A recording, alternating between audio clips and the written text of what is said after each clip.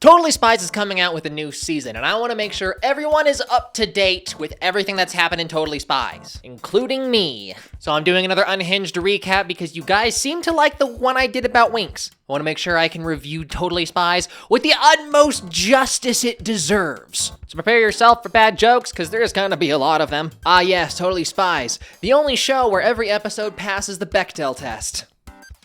Don't quote me on that. Clover may entirely ruin that joke. What is that noise? Oh! Quick, you need to go down in the description below and click the link for the sponsor for Very Cool Shirts, otherwise... Thank you to Very Cool Shirts for sponsoring this video. Every time I wear one of Very Cool shirts, I get compliments. Like, for example, the warranty. This shirt lets everyone know that you're sweet and adorable, but you don't mess around. Their designs range from fun and bright to dark and gothic. They like to add little details like custom patches on their clothes that give it so much character. Oh my god, this is so comfy. Wow.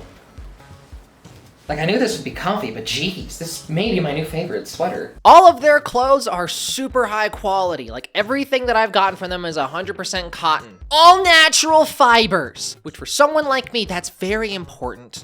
And they don't just have shirts, they have jewelry too. I use my treasure chest necklace in order to hold my ibuprofen. If you go into the description and click my link and use code negative, you'll get 10% off your order, or scan the QR code. Go down and click the link in the description in order to get yourself one of these bad boys. In case you didn't know that Totally Spies was inspired by anime, they start the first episode in Tokyo just so you get the message. Actually, the entire idea was initially started by the creators wanting to capitalize on musical girl groups before pivoting the concepts, and it shows in the initial episode. It seems like they were still working off the initial concept and blended the first episode with the old concept with the new. I'll even let you buy me a non-fat latte. You will? Sorry, Coulter. Damon's already got plans after school. I know Winx Club is supposed to be inspired by anime, but Totally Spies really delivers on the anime inspiration, especially with the over-the-top reactions and the way the characters move.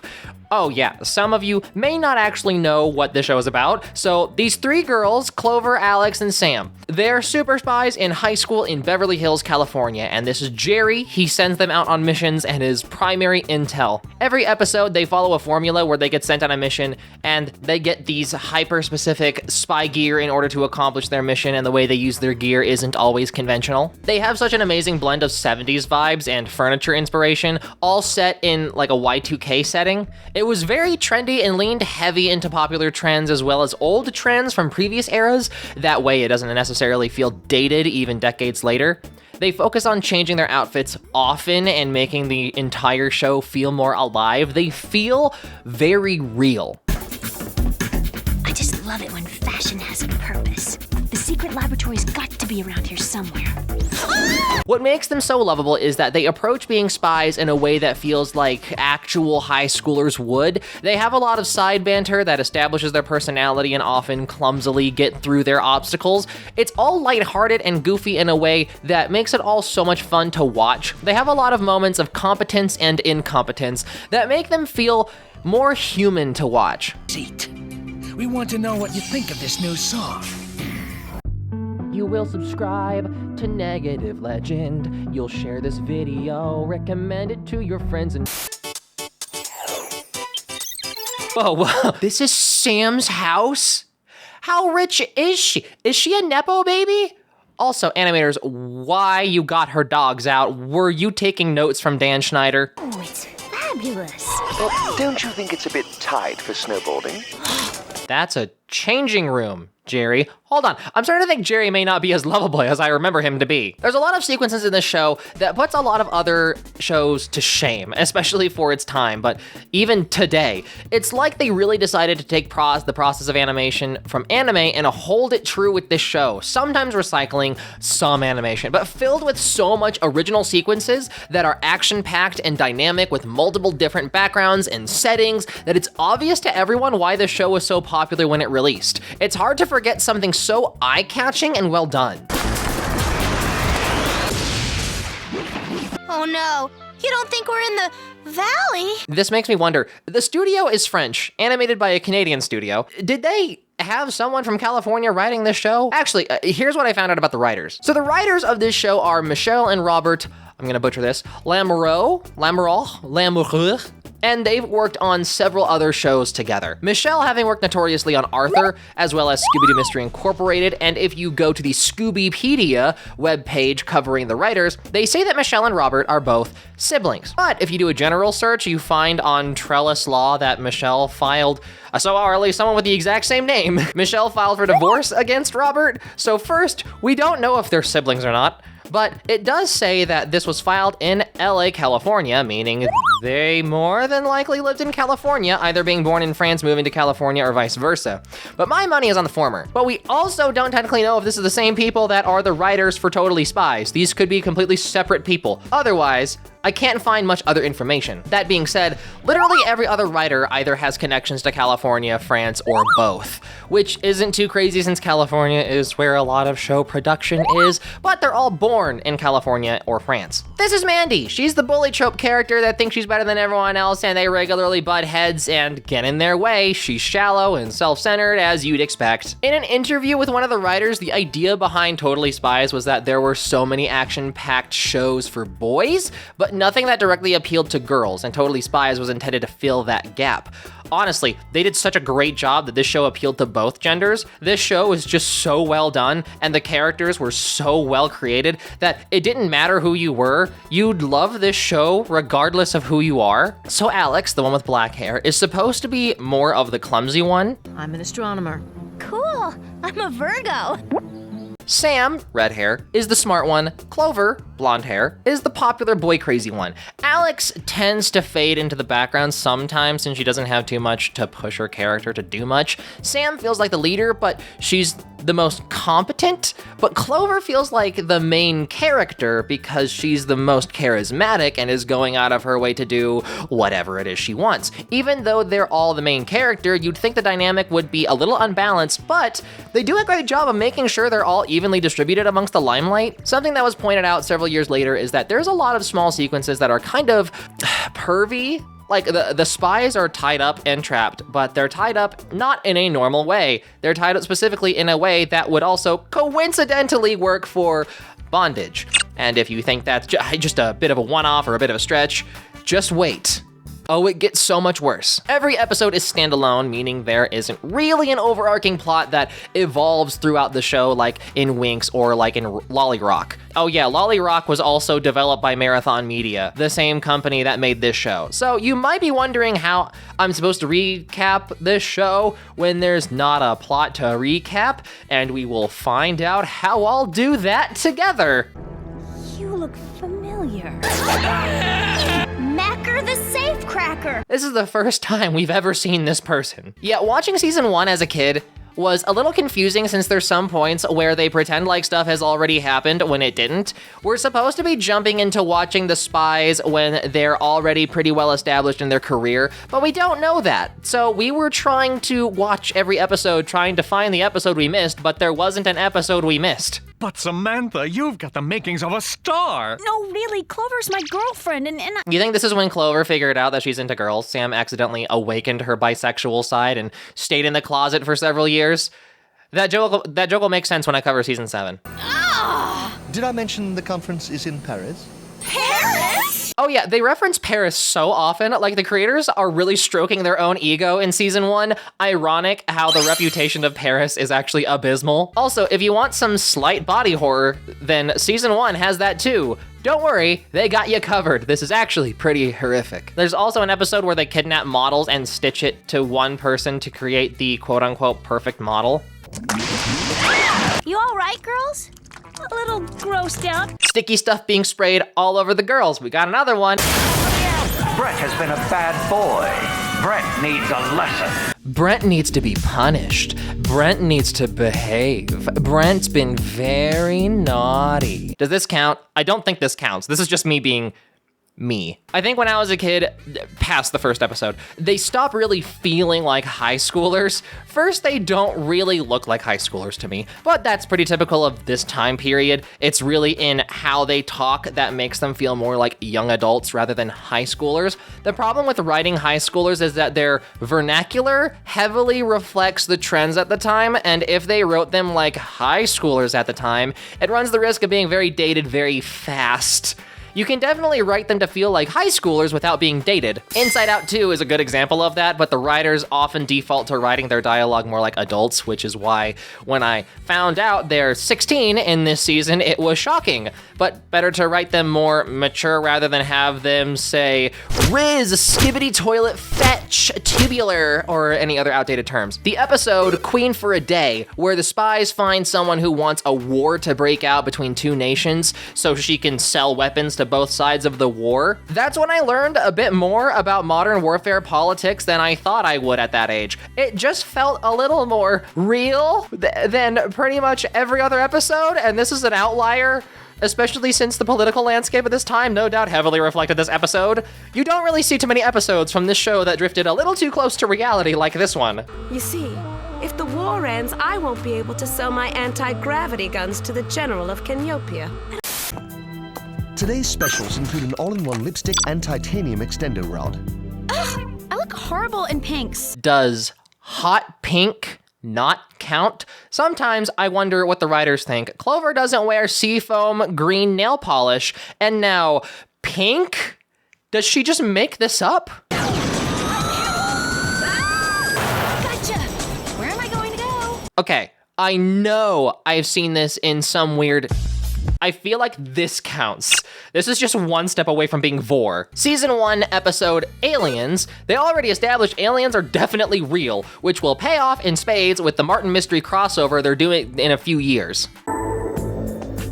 If you ever need your corn inspected, here's my number. I'm counting that one. The best part of Totally Spies is just how personally motivated so many villains are. Sometimes it's big, sometimes small, like a cheerleader who was cut from their squad being that they weren't cheerful enough, so she's taking over all of the major cheerleading competitions by stealing the best cheerleaders from her old school. All the villains have some sort of personal vendetta that would basically make all of them a good candidate for a reoccurring villain. Weirdly enough, Jerry is kind of a jerk in season 1. Oh man, power plants are getting destroyed. Gasp. The long-lost Whoop agents that used to work for Jerry before Sam, Alex, and Clover, they've been gone for 7 years. Ready to get back on this case. Actually, I have wonderful news. You're officially retired. Whoa, they're the bad guys blowing up the power plants. I'm so shocked. Hello, ladies. Wait a second, you're not the real spies. This line is only to be used by legitimate Whoop agents. And this isn't even the first time he's just blown them off. There's another episode where they were cloned. In order to steal stuff. And instead of Whoop thinking, gosh, that's a weird and sudden change of character, Jerry said, haha, you're getting arrested and we're giving you a lobotomy. And I'm not even joking about the lobotomy. They actually wanted to do that. What do you mean, reprogram? We're going to implant behavioral modification chips into your brains. You guys remember the Passion Patties episode? The Girl Scout cookies that are so addictive that people can't stop eating them and subsequently gain a ton of weight? Guess what? That's a kink. It's a little bit of a combination of two kinks. This episode was burned into my brain for a reason, and a lot of other people's brains for a reason. This is the feeder, a little creation of mine that will force feed you until you explode. Not to mention the moisturizer that's very suspiciously like another white liquid that we know of. They do this twice in this episode. But yeah, ever since those inflation memes, like, you know, Sonic inflation, it's only a meme because it's a real thing. I never understood it. Oh gosh, I have a weird obsession with cookies. I wonder if this episode got me hooked on cookies instead of inflation. A large? But Clover, you said you'd never wear a large anything. It's best being happy with whatever size you are. Wow, they end on a sweet message. And that's how you really get these weird episodes past the editing team. If you notice, this episode is written by Robin Riordan. No relation to Rick Riordan. Thank goodness. This is also the only episode they've written for Totally Spies. Principal probably wants to put a statue of me in the gym. Did they just get him blazed? That's how I look after hotboxing. Every season is supposed to be a full year in high school for all of them. The final episode showing them finally getting their yearbooks to cap off the year, and Sam was voted most popular. The unique thing about the final episode is that there's this crazy guy named Lumiere that kidnapped all the most famous actors and brought them to an island that's a massive movie set filled with deadly traps to make his ultimate movie. They managed to capture him and bring him to Whoop for custody, but he's the first villain to escape, suggesting that he's going to be the first recurring villain. And they somehow don't realize Alex was kidnapped. The end of Season 1 transitions directly into the beginning of Season 2, continuing Lumiere's villain story as he attempts to use Alex and the spies to film his new movie. What makes this villain unique is that he actually managed to send the spies on a goose chase all the way back to Whoop, where he's been hiding Alex the entire time, and he's slowly reducing the temperature in the building, and temperature-sensitive bombs will go off once the temperature reaches 0. It's a pretty neat, crazy, maniacal mastermind kind of villain, and we see Jerry become a bit more directly involved with the mission rather than just being the man in the chair. Lumiere's last transmission came from the 22nd floor of Whoop. It's like watching a child-friendly Saw movie at this point, with a weird trap that forces them to get really creative. It's such a welcome change that makes Season 2 feel so fresh. The episode ends with Jerry becoming the hero and jumping into action in a ridiculous sequence that only works in cartoons. This is where Jerry starts to really feel a change in his character. Before, he was a bit of a jerk, and now we're seeing him become the lovable old man that we remember him to be. You know how people say that Avatar is technically an anime regardless of what hardcore weebs say? Can we say that Totally Spies is an anime? Like, it's more of an anime than most cartoons. It may not have the same production value as Avatar, but you can argue that it's more of a quirky slice of life anime with a fun spy thriller action sequence to boot. Okay, careful, Alex. We don't want to give him a heart attack. Wait, isn't that Jerry right there on the elevator? Was he going to meet them at the mall?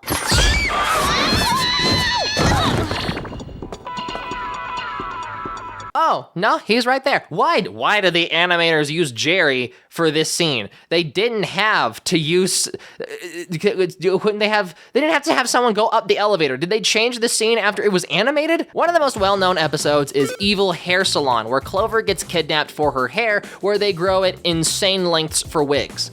Let the harvesting begin! Even if it's just hair, this is actually pretty horrific. She's bald! She's bald and she's torturing people who have hair! There's the viral TikTok sound, you're welcome. In The Yuck Factor, this doctor shrinks down to microscopic size and goes inside Jerry. I control Jerry, and Jerry controls Whoop. And I bring this up, like, is Jerry the president of Whoop? Everyone else just blindly follows his instructions. There's no checks and balances or anything. Jerry seems to have absolute power in Whoop. It's kind of weird. And does no one else know about Clover, Sam, and Alex? Because the goons seem pretty quick to lobotomize or tie them up or just get rid of them. In this episode, they have a good excuse of the goons being brain controlled as well, so this episode gets a pass. Clover gets genetically enhancing bugs, and she turns into a muscle mommy. That's another one. I'm not even sure they're doing this on purpose sometimes. Instead of having multiple different boys for them to swoon over, this season they all go goo-goo eyes over this guy named David, who's apparently smart, athletic, and romantic, which appeals to all three of the girls, which causes them to fight each other often. After all, we're all just friends, right?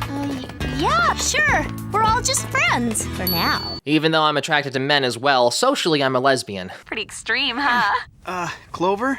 Is this guy a super spy too? Or maybe, Batman? There's 2 episodes in a row where all the girls perspirate profusely in order to, add their scent to a cologne to make guys go crazy for them. And yeah, that's another one. That's one that I got. I don't want to count this one because it doesn't feel fair, but twice in a row? Now I have to. These are posters for boy candy. You know, they might make a cool tattoo. This is why you're not allowed to get a tattoo until you're 21. You'd have a One Direction dedication sleeve that you'd regret by the time Zayn left the band. I don't care if the legal age is 18. I'm saying 21 because that's the real age you should be allowed to get a tattoo. David. Mandy got a tattoo of her own face. It's giving Big Ed. You know what? I guess age doesn't matter as much as personality. Face is as strong as steel. Those bikinis are made of metal, like a chastity belt. Oh, we got that. Is that another one?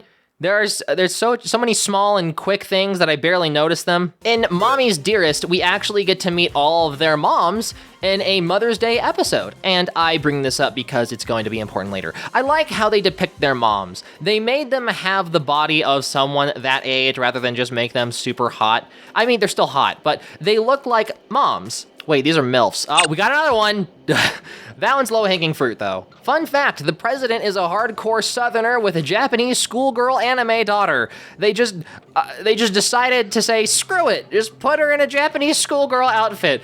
Is she just a weeb? She even has the main character hair. Want to start with the lunch schedule? Schedule? Please. Also, she's Jimmy Neutron. Or if you add a Transylvanian accent, that's also Draculaura. Yeah, I'll say. I mean, that guy's like barely half your height. My dear, love is not measured in inches. Love isn't measured in inches. But it sure does help. I'd like to introduce you to our... Honestly, that's what MLMs deserve. They start bringing back some of Season 1's villains for Season 2 for one-off episodes, and it's really nice actually getting to recognize the older villains, and they get to basically rehash an episode they wrote, but they change some elements. Like now, instead of him focusing on regular concerts, he's brainwashing rave kids. Same thing, different setting, brand new episode, new coat of paint. I wonder why Jerry isn't a spy when he's clearly so incredibly skilled that he can handle himself. Like the super wise sage that can beat up the martial arts master with super simple moves. I mean, I understand why he's the head of Whoop now, but he could definitely be doing more. Maybe he needs to sit back so the girls can get proper experience? Just like how the Powerpuff Girls got the Rowdy Rough Boys, the girls got their own gender-bent parallels, Super Protection International. Sam finds out that all the crimes SBI solve are all the crimes that they have also committed, and they're just phonies. But they just want to put Whoop out of business, which suggests that Whoop works off commission? Weird, but okay. How does their funding work? Close shrinking ray! Pre-shrunk?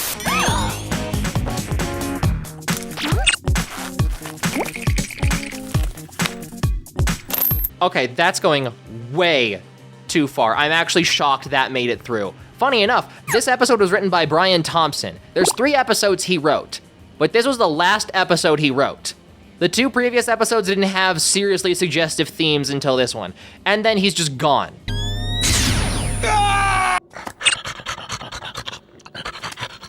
Yeah, they have a pet play episode. Am I reaching? No, I'm not. And later, after aquatherapy, I'll give you a nice rub down. Okay, I'm slowly being convinced that all the times I thought the fetish counter was coincidental was actually intentional. The highlight of this season was this episode, Alex Quits. They haven't really been leaning into Alex being the quote-unquote clumsy one. She's mostly just been the funny one that's kinda dumb, but here it's catching up to her and she can't just seem to do anything right. It just so happens there's a new agent named Brittany that's joining their team, and unsurprisingly, she's better than Alex at literally everything. I can't do this anymore. I quit. The mission goes completely south without Alex there, and Alex ends up figuring out how to stop the bad guys slowing down Ray while working out an extra credit assignment. The answer being to just heat them up and they'll go faster. So she rushes in to save everyone before a bomb explodes and gives them the answer on how to fix everyone that's been slowed down. I think the biggest surprise is that Brittany didn't end up being the bad guy like we all thought it would, and she gets promoted and assigned to a new team. However, did you figure out how to reverse the molecular slowdown? My science project! No one can ever replace Alex. Weirdly enough, they randomly drop David, the guy where they've been lusting after this entire season, and just go back to all of them having short-term crushes like they used to. I don't remember seeing anything happen to David. They just decided to forget about him entirely.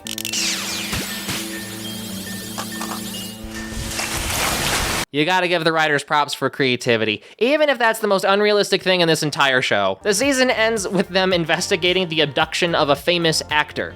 The person that abducted him was some old super spy that thinks the soap operas she watches are real and thinks that she's saving her favorite TV actor spy. Other than personally feeling really bad for the villain of the show, given my history with my granny and dementia, nothing substantial is to be gained from this season finale. It's just another standalone episode. It's kind of a neat premise, I'll admit. The direction of this season wasn't as good as the last one. I'm especially upset that they had David, the trifecta, love interest, going for 2/3 of this season, only for them to drop it out of nowhere. Like, it just stopped. And they do this kind of often. They have random subplots going on that they just stop doing with no explanation, no wrap-up, no tie-in. I mean, if I just missed it, let me know in the comments, all you Totally Spies experts out there. But I didn't catch it, and I binged the entire series, all episodes in a row. Just saying. Season 3, we got a brand new intro that really just shows how popular this show is becoming. Now with the subtitle, Totally Spies, quote-unquote undercover, which I still don't understand why they did that. The spies now live together in their own fancy second home while their parents are away in Europe, as if they didn't basically live together already. They only ever showed them hanging out at Clover's mansion, but I'm guessing this is just a way to write the parents away now that they introduced them and they need a reason for them not to be there. Totally need the space to practice my taekwondo. Is that why I liked Alex so much when I first watched this? I grew up doing taekwondo. Release me immediately. Who said that? Gadget Lending and Distribution Interactive System, also known as GLaDOS. Wow, Totally Spies predicted GLaDOS from Portal 3 years before the game came out. GLaDOS seems to be developing a mind of her own. Everything is more high-tech, everything is cooler, sleeker, upgraded, and the girls are now more independent than they've been ever before. For some reason, Mandy is in the house right next door. Okay, it's like the ultimate coolest thing in the world that our parents are letting us live together while they're on vacation and all, but... Now, at the end of every episode, they have a vlog segment where you get a feel of their personal lives and their thoughts, which I always love when shows do this. It makes the characters feel more real, like actual people. I feel like it's a major reason why Total Drama Island was so popular, and Totally Spies did it before Total Drama Island, but it wasn't in the actual episode, so I bet people didn't really feel like it counted. What's slightly annoying is that the team titled the first 4 episodes and ended it with quote-unquote much, like Physics 101 much, Freaky Circus much. I didn't realize how dated that is now. I still use that sometimes. About half the episodes in this season uses the blank much title setup. They have a scene in the second episode where TV producers record Sam in the shower, but Sam is still in high school, and they now have CP. By technicality. In the episode Freaky Circus Much, Clover signed them up for a reality show without them knowing, and they get sucked to Whoop, and Jerry also has a camera, and Sam is still not dressed. Hello? Wearing a towel here?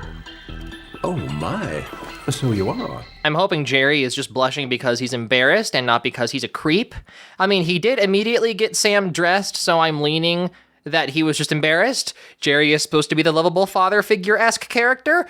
They better not ruin him. Whoop doesn't trust the spies to live on their own, so GLaDOS is now monitoring them at all times like a big brother super nanny and basically restricts their lives immensely, like they can't even date. A highlight of the season is Evil Coffee Shop Much, where they kind of recycle the episode in season 1 where Mandy accidentally joins them on a mission and eventually figures out that they're spies. This time, Mandy is intentionally trying to snoop around and figure out what's going on, and worst part is, because she technically got around Whoop's security, Jerry is impressed and offers her a job. I've been searching for another spy for weeks now. The villain is getting people into a big coffee bath that's apparently so relaxing they just sink in and become part of the coffee. I say this episode is a highlight, but not because it's a particularly good episode, but because Mandy is so annoying, it's probably my least favorite episode. I've never wanted to punch someone as bad as Mandy. You get your regular Totally Spies episode, but a whiny, self-centered idiot interrupting every minute. Nothing unique about the mission. The coffee maniac is defeated pretty easily. Mandy is so miserable that she begs to be reprogrammed to forget everything and go back to her old life. If they wanted to make Mandy properly hateable, they couldn't have done a better job. Not really important, but they get sent back to the 70s, and they get to see how cool Jerry was when he was in his prime. I'm not a fan of the mutton chops and mustache, but I'll admit, He's got style. Best part is that this episode explains that Jerry founded Whoop in the 70s. He built the entire organization and develops all the gadgets they use. We have another Muscle Mommy episode, but this time it's Alex that's pumped. I'm not adding this to the counter since we've already seen this. Have you guys noticed that if someone gets kidnapped or hypnotized or goes missing, it's usually Sam? Like, why is she the chosen victim so often? Honestly, it's so bad that I could have a counter going just for Sam being hypnotized to work for the bad guy. They're slowly becoming more conveniences that don't make sense, like they're in the villain's lair, so how did Jerry know that there's a jet that they can use to catch up to the villain?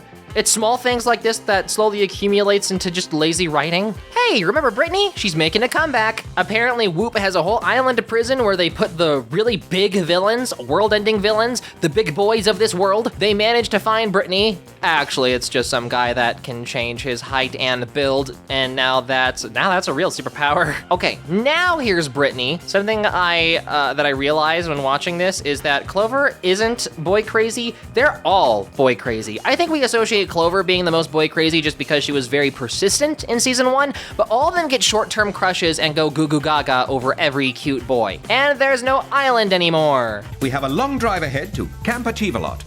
Well, this time I'll be personally transporting you. Codename Daddy. No. Wrong. Okay. Wow, would you look at that? Sam is captured again. I've absorbed more black belts than you've had birthdays. Okay. I have a tangent. Okay, when it comes to being a black belt, what a lot of people don't understand is that when you hit black belt, that doesn't mean you're a master. Black belt means you have mastered the basics. There is a 2nd degree black belt, a 3rd, 4th, 5th, and on and on. Those people are scary. Like, don't get me wrong, reaching black belt is very impressive, but if you want to get really impressive, there are levels above black belt. We all knew Gladys was going to turn evil. What I didn't know is that she turns evil because Alex spills a drink on her and she haywires.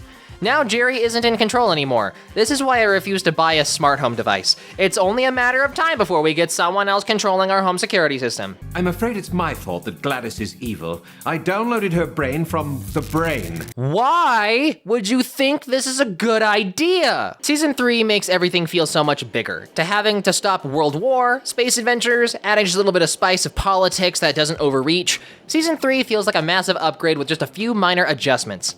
I see why they felt the need to add undercover to the title. It just feels like Totally Spies, but better. So they get the brain and agree to reduce his sentence in exchange for stopping Gladys. They stop Gladys by pouring more liquid on her and short-circuiting her more. Not sure how that's supposed to work, but okay, somehow that works. Kind of like rebooting her system. Wow, he betrays them. Didn't see that coming. I'm so surprised. And when I'm crazy, I'm a fighting machine! Yeah, so they stop him, and that's the end of the episode. I really wish Gladys stayed evil. Like, they built her up throughout this season, and the payoff was very lackluster. I think this cat wants to play with my throat. No, balls. Insert obvious inappropriate joke here. When it comes to this trio, I think it's actually really smart how they set up their personalities, because when I think of spies, I think of needing 3 primary traits: smarts, athleticism, and charisma, and that's what all 3 of them are, just split into multiple people. Together, they make a great spy team. Together, they're one super spy. In the episode Creepy Crawly Much, Alex meets a goth that's into poetry.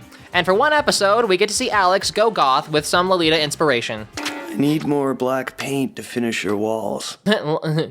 Me. Remember when we were all afraid of quicksand? Like, we saw quicksand so much in movies and TV that I fully believed it was just a common threat that we needed to prepare for?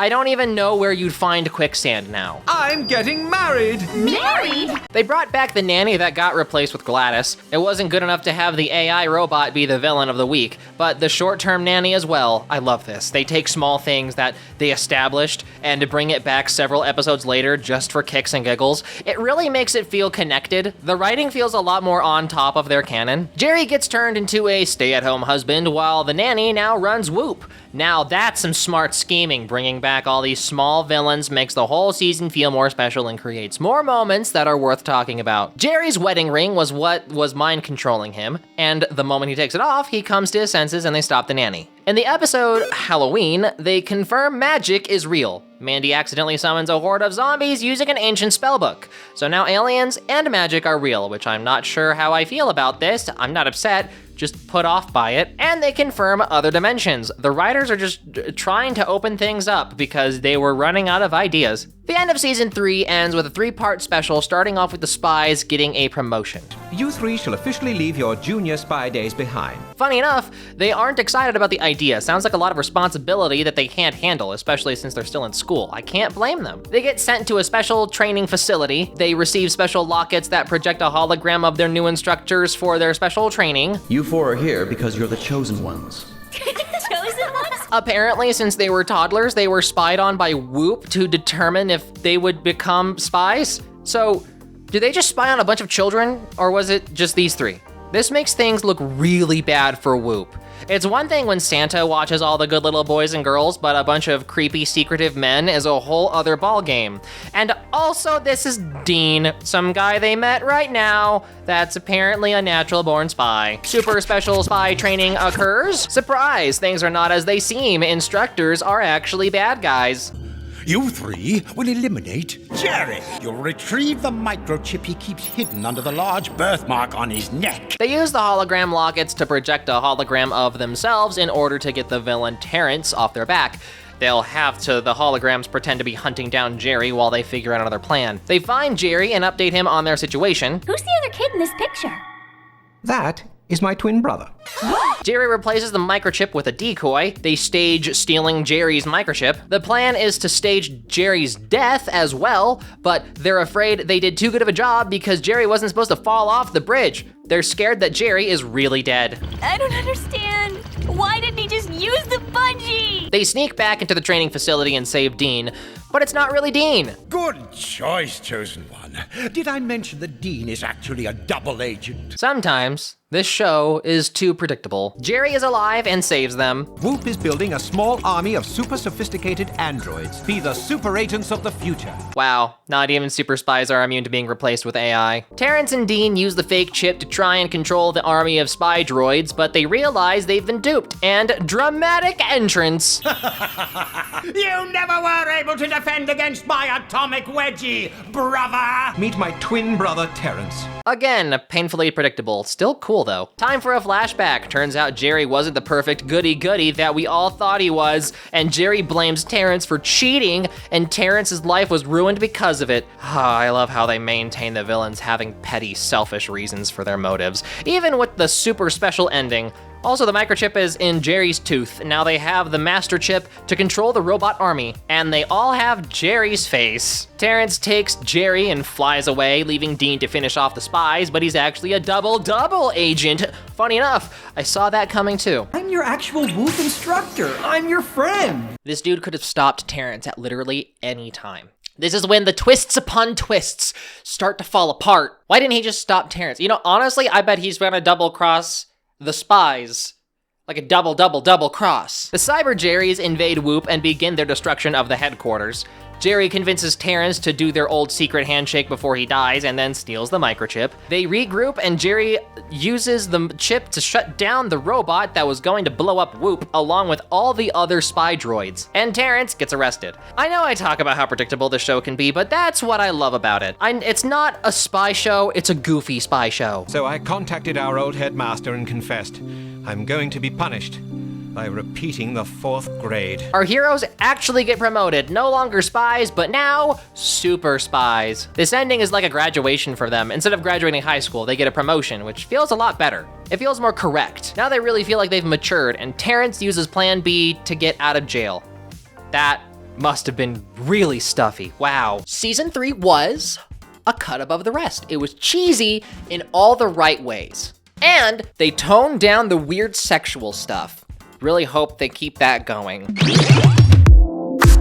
Season 4 starts with a supervillain league with all the most notorious and not so notorious villains, Terrence being the leader. Welcome to the league aiming to menace and overthrow spies. David is back. Randomly, okay. Jerry accidentally makes another time travel device, and it sends the spies to the far-off year of 2025. Wow, I really wish reality looked like this. You know all these cool ideas designers and architects have for cities? Yeah, I wish governments would actually implement them. Also, Mandy has a TV show and is apparently important. They meet their future selves, and not much about them have changed, funny enough. The Lamos are now spliced into different episodes through the season. Sometimes they're featured in an episode, sometimes they aren't, giving the fans that have been following the show this entire time a really nice payoff. There's an episode where they reverse the ages of the spies and Jerry, and that wasn't Jerry's hair when he was younger. I can't believe this. Anyway, this is shockingly another kink. I know, I was shocked too. And we get to see how Alex's dad looks for the first time. Turns out there's a school in England that's turning kids into dolphins. And apparently, that's also a fetish. I have to stop and Google this stuff just to see if it's real. I'm starting to wonder if there's fetishes I missed that just seemed weird and I overlooked. Stand back, Clover. You're about to get wet for the second time today. Yes, with my Dolphinator. I thought dolphins were supposed to be peaceful creatures. Dolphins are actually the opposite of peaceful creatures. Don't Google it. Your sparkling mental image of dolphins will be ruined when you find out they're low-key evil. Clowns and mimes. Mandy gets super duper tall. Since when did Mandy become an Amazon? Oh, we're trapped like dolls in a dollhouse. You know, I think this is less the writers being perverts and more just anything and everything women do becomes overly sexualized, so there's not really anything you can do to avoid accidentally adding this kind of stuff in your show. And I'm getting tired of the counter. At this point, it's less of a critique on this show and more of a critique on how creepy people are and the state of our society. Shim sham shambhala, now I make you coca blah! Now the show is just filled with regular writers. If there's something that's blatantly wrong, then I'll talk about it, but trying to find kinks and fetishes in the kids show to this degree is even making me uncomfortable. And I feel like that's saying something. The mid-season climax has Lamos turning Jerry evil with chocolates laced with Terrence's DNA. The spies quickly figure out something is fishy, and Terrence takes control of Whoop now that Jerry and him are on the same side. Lamos turn the spies evil using the same method, which also gives them British accents. Ain't my fault you was too slow. Plot twist, they're only pretending to be evil and British. They have spy gadget molars that absorbed the liquid, giving them the chance to get the jump on them. Some of Lamos managed to escape, including Terrence, because of course he does, and now about half of the League of Somewhat Evil is recaptured by Whoop and the spies. This season is really more of a love letter to the fans that have slowly made this show more and more popular. They do a lot of callbacks to longtime villains, like this guy wanting to make another movie that was from the first multi-part special. It's the villains season. We focus so much on the spies becoming super spies and giving them the moment in the limelight that it only felt right to give a good spotlight to the villains that have made this show as goofy and lovable as it is. He's the wannabe who couldn't break into showbiz, so he forced everyone, including us, to be in his lame-o movie. Deep breath in. Lesson learned. Yoga softens your bones. Following up from Terrence's first failed scheme, in the two-part special, like So Totally Not Spies, the girls are convinced to wear special bracelets. I don't feel so good. Terrence manages to get the jump on Jerry. Helga gave them special bracelets that erase their memories of being spies. Terrence moves in to trap the spies, but they're saved by the fact that they keep random spy gadgets on them at all times, letting them get away. They manage to figure out how to call Jerry and ask him to explain what's going on, and he explains to them that they're really spies and he's in trouble. He convinces them that they know each other by showing them pictures and tells them to take off the bracelets, but they can't. Turns out it's permanent jewelry. Gladys swoops in to save the day. Oh, I just let Jerry tell people he's in charge. Going in totally blind, they manage to get Jerry and free him. Terrence catches them in the act. They get captured again. Luckily, the salt water starts corroding the bracelets. I guess they didn't bother dishing out the big money for that jewelry. It breaks and all their memories flood back to them. Apparently, they carry over the yoga thing with this episode. They hop into a torpedo and launch themselves out of the ocean. Terrence plans on getting every spy to get those bracelets on, posed as Jerry, and it works. Terrence gets his butt kicked, literally, and yeah, that's basically it. Everything is fine now. that's the end of the lamos. Terrence is back behind bars. The season ends with another 3-part special where the spies accidentally drop some experimental evil ooze right into Mandy's jacuzzi, and their moms make a surprise visit, and they all get sucked into Whoop. Now, the cat's out of the bag. The truth is, we're undercover agents working for the World Organization of Human Protection. As you expected, they're not allowed to be spies and are all grounded. You see, you girls, along with all the other Whoop agents, you all possess a special spy gene. Ow. Oh, I think I just broke my corneas rolling my eyes so hard. Mandy and her friends are on the hunt for people with the spy gene, that being the only spies they know of. They need to do their own undercover spy work, now without any gadgets. Luckily, Mandy lives right next to their summer home and see the mistake they've made. Then they get caught, and their moms tell them they're not allowed to be friends or contact each other. Jeez. Simple-minded users destroy spies. Then their moms get kidnapped. They need to get their spy genes from someone. Sam literally scales Whoop headquarters to fly a letter into Jerry's office telling him what's happened, since, you know, they aren't official spies anymore and can't go inside. Their moms are trapped in a gondola at a ski resort, Mandy intentionally leading them right to their moms, and their moms are upset that they saved them because they're still being spies. Yeah, that sounds like toxic mom logic. Now they're all trapped. Barely managing to escape Mandy's trap, they manage to save their moms from certain death. You girls are awesome! And they trick Mandy into going off a ski jump and wrecking her snowmobile just in time for Jerry to arrive and help them. Problem is, an avalanche gets to them first. Jumping on the opportunity, Mandy kidnaps the spies. Jerry's only hope is to train their moms into becoming expedited super spies. Mandy uses the anti-spy serum to turn the girls into spy hunters. Now their moms have to go toe-to-toe with their own daughters. It lasts all of 3 minutes because Jerry figures out an antidote. They're all better now. Mandy and her goons break into Whoop headquarters. They break out the inventor of the spy hunter serum, and they plan on crop dusting as many people as possible with the serum. Together with their newly promoted moms, they put a quick stop to Mandy's plan and stop her from flying off, foiling her scheme just at the last minute. Mandy gets a healthy dose of antidote and are back to their normal selves. Their moms backpedal on literally everything they've said and let them keep their lives as spies. Everything is okay now. That was actually really cute how they ended it. And the specials they do for the end of the season are slowly getting better. I'm glad they brought back so many villains and then tied off the whole season instead of the villains, but with their moms. Like, there was a lot in this season all in one go. I only wonder about their dads. We've only seen Alex's dad. We've seen nobody else. Like, weird. It's the end of high school. The spies are finally graduating, and apparently they're all going to different colleges and splitting up in life. But given the magical Whoop suction system, I don't think they'll be apart from each other for long. How can Jerry be sending us on a mission on graduation day? Of course, nothing can be simple, not even graduation. Apparently, this guy refuses to graduate or let anyone else graduate. His plan is just a massive gaslight on a monumental scale. It's just some guy who peaked in high school and knows that there's no future for him, so he's keeping things the way they are. This is genius. I love that the writers thought of this. I'm also surprised some high school student has the resources and time to pull all this off. I must have fallen asleep. Guess the girls are right. I am getting old. They do their typical spy stuff. Chet gets arrested. Alex has the bright idea of all of them going to the same college at the same university. Wow, if only it was that simple. Now they gotta go through the application process all over again. And they don't waste any time. Malibu University is a beachside campus. That sounds expensive. But then again, Clover lives in a mansion, so I'm not all too surprised, just very jealous. I can't explain to you how much I love that they have the girls aging up. It feels a lot more personable, like we're growing up with the characters. A lot of like how Hiccup from How to Train Your Dragon grew up and how much that affected the tone of the movies. Recently, they announced Gru from Despicable Me and his daughters will never age, and that irks me really bad. It's limiting to the writers and it'll make it stale. Even Totally Spies had the right idea before anyone else. Her brain is functioning at a dangerously slow rate. All X-Powders are equipped with a capacity to monitor the owner's biofunction. Is there a single aspect of our lives you're not totally trespassing on? Actually, no. Well, at least he's honest about it. Also, Gladys is gone. They have a one-liner where Jerry just tells them Gladys was too bossy, so he got rid of her. I liked Gladys, she was funny.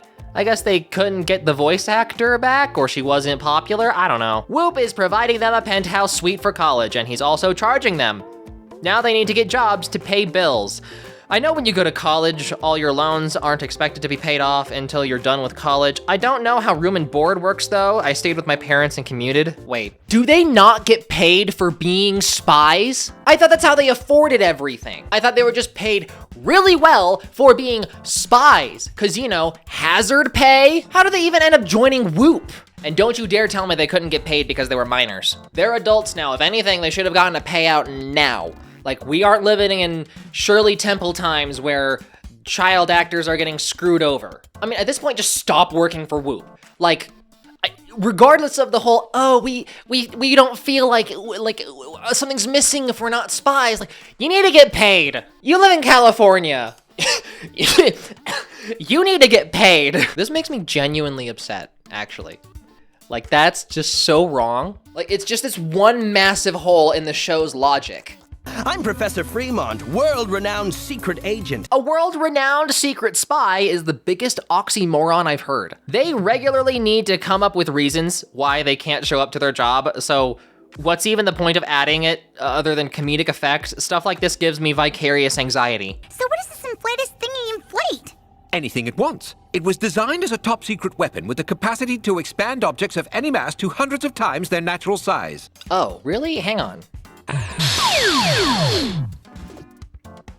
Nice. But I will say that Whoop has officially erased the rent on your penthouse. Yeah, that should have been happening in the first place. Season 5 feels a lot like a reset for Totally Spies. You know, back to basics, brand new location, Jerry is back to giving out gadgets, and lots of brand new villains. Clover has a boyfriend, like a boyfriend that lasts more than one episode. I know, shocking. They're treading new water here. Called, and Geraldine has been reported missing. She escaped sometime during the night. So much for the state-of-the-art Whoop security system. Their security system has been pretty crummy for years now. I can't believe you're only now talking about it. I think I have some cousins who live in France. I think I'll send them an email and see if we can get together while I'm here.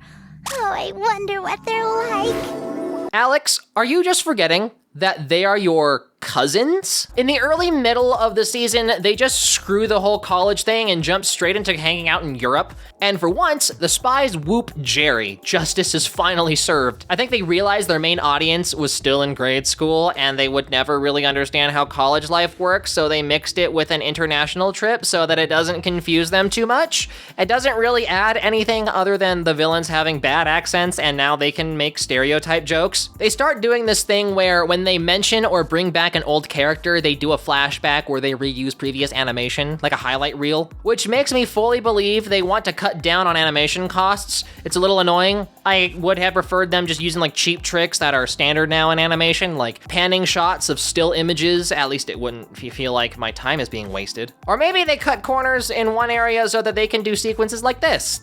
That looks like a lot of work for something so short. However, it's around this season where some of the canon that they've established starts falling apart. Like with Brittany and Alex, they were good, and now they're just not. Or this one rock star guy that used to be a villain in one of the earlier seasons that I didn't cover, and I'm sorry, I didn't think this would come back, but now he's just reformed, apparently. This season splits itself up into several segments. Like, you have the European segment that lasts for several episodes. Now it's the Brittany segment, and we've completely forgotten about Clover's boyfriend because that was just its own segment, which makes this season have a bit more heart. It's not quite an overarching plot, but it does make the season feel more fleshed out rather than just having special episodes every season. Brittany has been transferred to Whoop, Australia. And just like that, she's gone. We're going to be pairing you up with Super Spy Blaine on mission. You stay away from my boyfriend. Oh.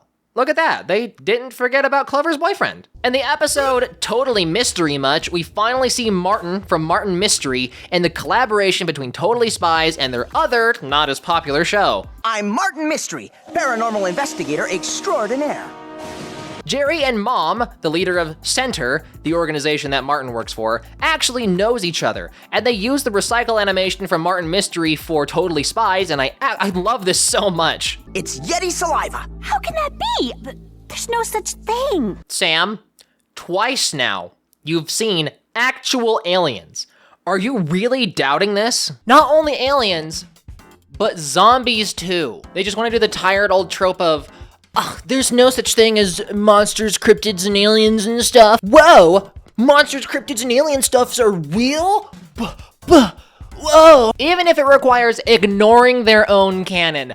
For shame, Totally Spies. For shame. Some doctor is extracting Yeti DNA and a Yeti busts in and kidnaps Clover. He's upset at land developers destroying the mountain, and so he does a Scooby-Doo and starts scaring all the skiers and developers away, and he's turning people into Yetis, including Clover. And now, everyone else. Hard to say much else happens other than them saving everyone and working together to arrest the Yetis in some cool action scenes. What do you say we grab a double mocha? Yeah, that sounds great and all, but I kind of have other plans.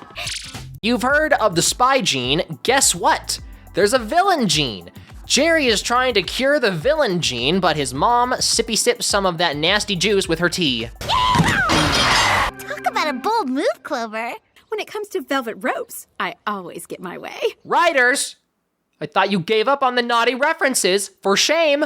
I'm selling Whoop and retiring from the spy business for good. Not only is Whoop being sold off, but the spies are being replaced by robots. Not the androids they talked about before, but just new and different robots that seem to do the job better than the girls. They try to live a normal life, except crime is running amok, and those robots aren't doing anything about it. They inform Jerry that robots can't replace people completely, and Jerry gets jumped by those robots. Turns out all the major Whoop agents, and Mandy, were captured. Gasp! Jerry's mom was the villain the whole time. Years ago, I too was a secret agent for the side of good. And then they used Jerry's anti-villain machine to stop all the crime in the world. And yeah, it doesn't work on robots though. Then their mom breaks them free because she's fine now. I know this is a little cheap. The robots combine into one big robot, and then they beat it up and win, I guess. There were only like 3 or 4 robots that combined. What about all the others? Were there only just a few robots? But evil has been eradicated from the world, so they really are out of the job. This is the end, sort of, or at least it was supposed to be, I guess. That was not a great way to cap off the series. Like, the solution is evil is gone. Okay. I mean, the worst part is they clearly expected that to be the end and left themselves no room for the possibility of being picked back up, which, as we know, if you can tell by the timestamps, the time where we are in the video, they were picked back up, not only for another season, but like another season after that. So will they explain why they need to get back together and why evil is suddenly back? Or will they just completely ignore season 5's ending because that'll be easier? It's especially weird how they ended the show only for them to release a big budget movie. Big name folks are being hypnotized and abducted. The movie starts out with Whoop actually putting them through several trials, and this is how they first met, which is something that's been annoying me for a while now. They never talked about how they became spies other than Whoop spying on them since they were babies, which is still creepy, by the way. I guess after that bizarro experience, we should probably introduce ourselves. I'm Sam. That's right. They were smart and made this movie a prequel in 2009. Ah, their first whooping. How adorable. They grow up so fast. Hang on, that's not how they entered Whoop back in the day. The love seat is the new edition. They went down a tube into a big circular cushion. Where's the consistency? A fabulizer machine is being advertised and offered in public areas, catching the world by storm, capable of turning every average person into an average person with hair dye and a mole. The one thing they kept consistent is that Jerry was a prick back in the early days. They basically make their lives awful until they agreed to be spies. This is so bogus! You're actually forcing us to be spies? Training montage! The most adorable part is that Jerry isn't the one that made their devices all cutesy and fashionable. That was a personal request from the girls and he complied. That's cute. I love that touch. Also, now there's a pig. I can just imagine the writers jotting down pig for cuteness in their notes, and that's all the thought they put into it. Gasp! All the celebrities that were abducted used the fabulizer. I must say you 3 have done excellent spy work. Absolutely, Jerry. Their findings are most interesting. Some random new guy we've never seen before is now shown very prominently in the show. I am sure there's nothing that will happen with him. The mole is a receiver to hypnotize people into getting abducted. Beauty mole? More like, danger mole. Only fabulous people are allowed to be abducted. I'm a little offended I have not been abducted yet, because everyone knows ugly people don't contribute anything to society. That was sarcasm. And the girls get abducted even though they aren't fabulous. They try to contact Tad, but he completely ignores their message and lies to Jerry, saying that they've never contacted him. I'm starting to think the new guy we've never seen before is up to something. They dock in a super fancy spaceship. Welcome to Fabutopia, the newest frontier in fabulized living. It's like WALL-E, just 1 year after that movie came out. This is Fabu, the cult leader of all the fabulous people, and he's in charge of the luxury space hotel hypnotizing plot, a defunct model that has a complex. Then again, I think all models have some sort of complex. And I can blow up the earth and eliminate the non-fabulous! You know, I've known people with this kind of mentality. The spies get trapped, we get the backstory of the henchmen, which no one cares about. Killing them isn't enough, no, we first have to make them unfabulous, then we can launch them into outer space. Until you three came along, I was Jerry's #1 agent, so I'm gonna let you get jettisoned and take credit for saving the day. Tad is the villain! I'm shocked! I had such high hopes for the generic man who's only had 3 minutes of screen time. Jerry finds the deleted message, they manage to escape certain death, Tad attempts to be the hero but falls just a tad short. No wonder the teenage girls are taking his job, he's really bad at this. And the countdown for the end of the Earth starts. Action sequence!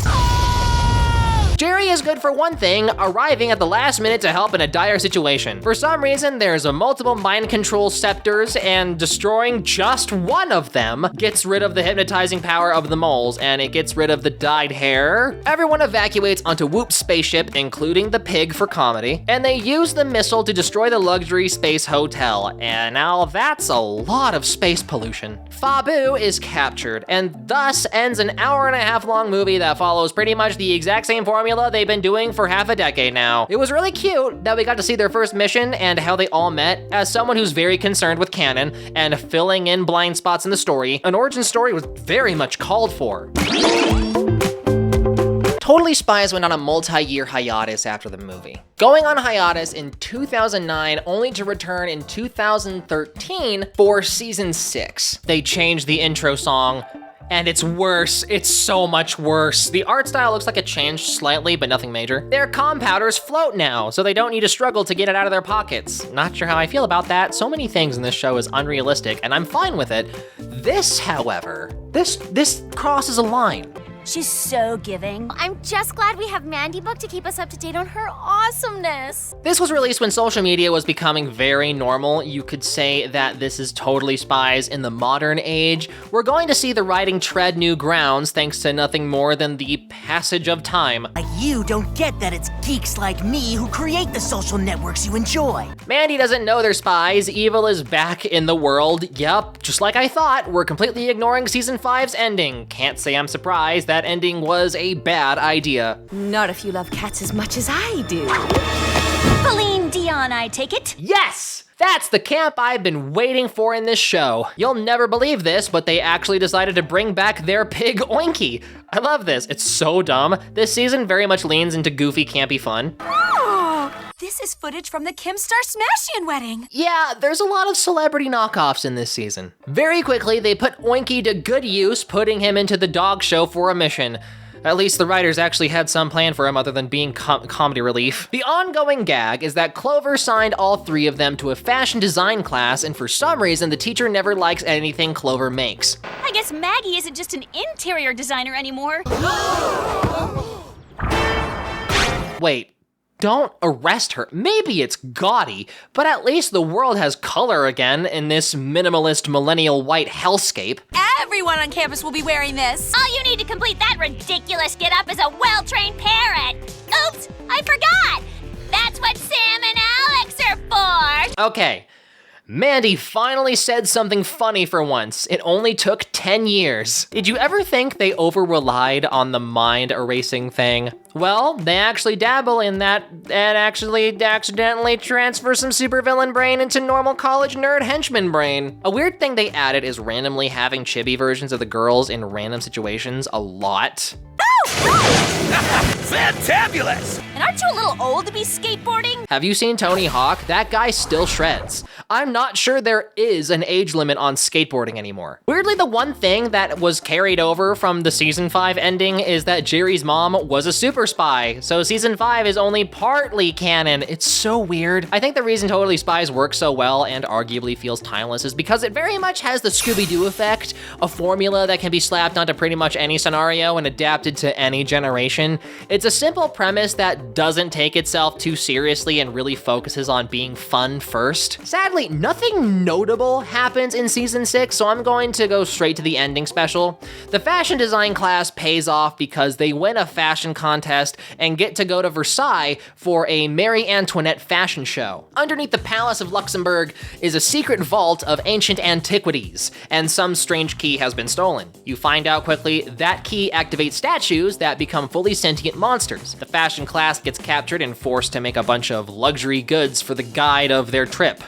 The future king of the world! I simply decided that it just wasn't the same without a king to rule it! So they use a mechanical falcon to steal the key from him, and yeah, that's basically it. They stop the statues by turning them off. That's how they end season 6. Nothing really special. Season 6 was fine. It was just as good as the previous seasons, but nothing made it stand out from the others. It's a little shocking how they just made another season, and then another hiatus, and now we're getting season 7, which I am reviewing in its own separate video, with a new animation style that a lot of people are not too crazy about. I know these videos are more of a recap rather than a review, so in the season 7 video, I'm gonna make it more of a review and opinion piece rather than recap. I'm just glad Totally Spies never truly went away because it just fully embraces the trends at the time and previous trends. A lot of shows want to remain timeless and avoid trends, but fashion goes in cycles, so I feel like it doesn't really matter if you use older fashion trends because they oftentimes just come back, or regardless of if they're out of style, they still look good. Totally Spies is in a much more safe space in that regard. So that's everything I have for this video. Don't forget to get your t-shirt. The link is in the description below. I hope you enjoyed this video. Stay beautiful and keep playing.